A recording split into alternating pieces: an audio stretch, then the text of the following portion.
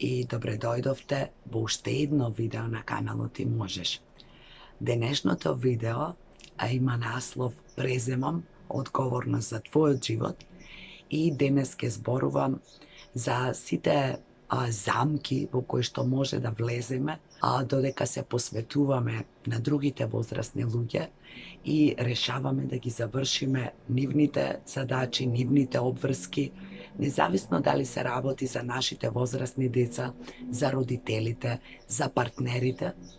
Понекогаш може толку многу да се внесеме во таа улога и да заборавиме до каде е нашата улога и кога ја менуваме улогата, односно стануваме некој кој го живее нивниот живот, ги завршува нивните обврски, по некое само наше уверување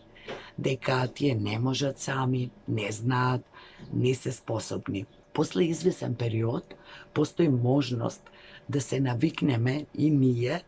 и другите во играњето на тие своји улоги, на некој кој помага и на некој на кој постојано се помага, а ние да ги заборавиме нивните граници, па и нашите, зборувам значи за здравите граници, и постои можност да ги преплавиме луѓето со нашите вака треба, не треба така, јас знам најдобро. И после извесен период тоа може да предизвика напнатост и да предизвика конфликти меѓу нас и лицето чија одговорност ме ја презеле, затоа што ќе му се здодее на едниот или пак другото лице може да се чувствува како целосно неспособно, како постојано во улога на дете на кое му треба помош, совети и едноставно може да дојдеме во некакви конфликтни ситуации со блиските луѓе. Само затоа што ние од желба да помогнеме, да поддржиме, да дадеме, сме се навикнале премногу на таа улога, сме се заиграле и другото лице,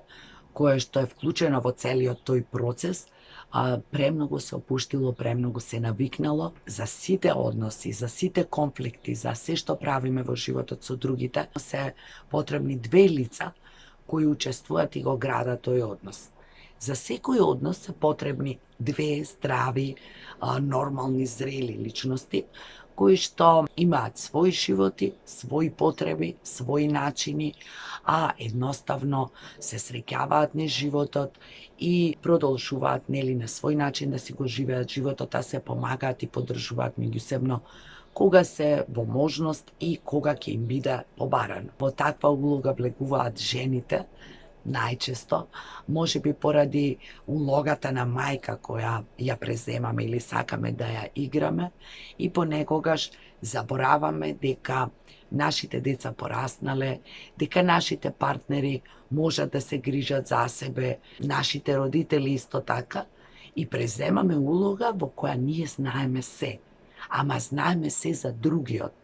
како треба да се однесува, што треба да јаде, како треба да се облекува, што треба да прави нормално со најдобри намери. Ние знаеме што е најдобро за неговото здравје, ние знаеме како најдобро да се грижи за себе си, која професија да избери, дали некое хоби е за него или не, па некогаш дури имаме и ситуации кога се мешаме и во изборот на пријателите и партнерите. Тоа нормално дека предизвикува огромен притисок кај лицето за кое се грижиме и отпори во исто време, а прашањето за нас е зошто го правиме тоа. Дали можеби ние чувствуваме некој долг, па сега се обидуваме како знаеме и умееме да му вратиме, да му помогнеме, да го поддржиме.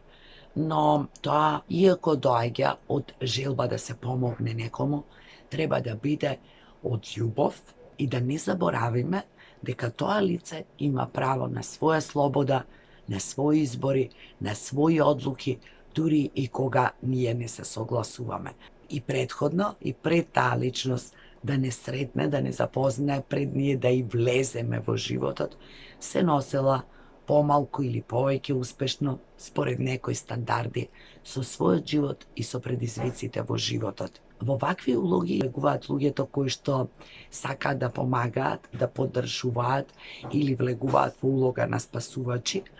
но ако премногу долго сме во таа улога и во тој однос и вложуваме огромни напори, тогаш забораваме да го живееме својот живот. Ги одложуваме своите обврски, го тргаме фокусот од себе си, премногу време и енергија трошиме на некои други луѓе и на тој начин го одложуваме нашиот живот. Ги оставаме нашите задачи незавршени, забораваме да се грижиме за сопственото здравје. И после долг период, особено ако таа приказна стане истоштувачка, напорна, тогаш спасувачите исто така влегуваат во улога на некој кој треба да биде спасуван. За жал или за среќа, тоа најчесто се учи од искуства, односно откако во одредени ситуации ќе го направиме тоа и ќе влезиме во такви некои односи, премногу ќе се посветиме некому, на организацијата на неговиот живот и животни активности, и ако еден ден се измориме од сето тоа или се почувствуваме неубаво, ако се сетиме да застанеме, можеби ќе видиме дека сме претерале и можеби ќе почувствуваме дека наместо да направиме добро, сме направиле многу полошо и нашиот однос сме го довеле под знак прашалник, односно лицето на кое му помагаме сме го довеле во ситуација да се тргне од нас, да се оддалечи, да избега или можеби еден ден едноставно да ни каже благодарам, но доста е. Реков, тоа се учи од искуство и најдобро се чувствува кога самите ние ќе го препознаеме, ќе го почувствуваме и потоа ќе го освестиме и се надевам дека ќе го применуваме, затоа што доколку премногу не има во туѓите животи, тогаш навистина е време да видиме што е тоа што во нашиот живот не ни се допаѓа, што е тоа што нам не ни е решено, не ни е средено, што е тоа што не тера толку ангажирано да се посветуваме на туѓите животи и да ги преземаме туѓите одговорности, да ги решаваме туѓите задачи. Зошто ние решаваме туѓи проблеми и која е нашата сатисфакција од сето тоа? Нормално не станува збор за помош и поддршка за мали деца, за изнемоштени болни луѓе, за повозрасни луѓе на кои навистина им е потребна помош и поддршка и кои ја бараат од нас, туку станува збор за односи со здрави и зрели луѓе или односи кои можеби некогаш биле односи со помали, помлади луѓе на кои им требало помош или луѓе кои имале здравствени проблеми, но ние некако сме останале во таа приказна, иако и детето пораснало и човекот излегол од таа состојба, а ние се уште упорно од некои стравови од порано ги правиме истите работи. Ги завршуваме нивните задачи, преземаме одговорност за нивните постапки, сме во некоја апсолутна посветеност и многу често, за жал, влегуваме во улога на жртва. Не само што сме во улога на жртва, очекуваме таа жртва да биде забележана, глорифицирана од другите, да чувствуваат голема благодарност, што навистина не е добро нити за нас, нити за другите, затоа што некој кој е во улога на жртва не може да им помага на другите, затоа што некој кој е во улога на жртва треба најпрви да излезе од таа улога, да си помогне себе си, за потоа да може да помогне некому. Доколку таа улога го има обземено нашиот живот, ние може да влеземе во состојба, несвесно се разбира, дури и да ги убедуваме дека навистина сме им потребни, дека не можат без нас, да ги користиме оние фрази се јас направив за тебе, колку многу направив за тебе, или пак да очекуваме следниот пат кога нас ќе ни е потребна таа помош и поддршка од истите лица, да ни биде дадено безрезервно, независно што и да се случува во животот на другите луѓе, независно дали тие знаат, умеат и можат да го направат тоа. Преземам одговорност за твојот живот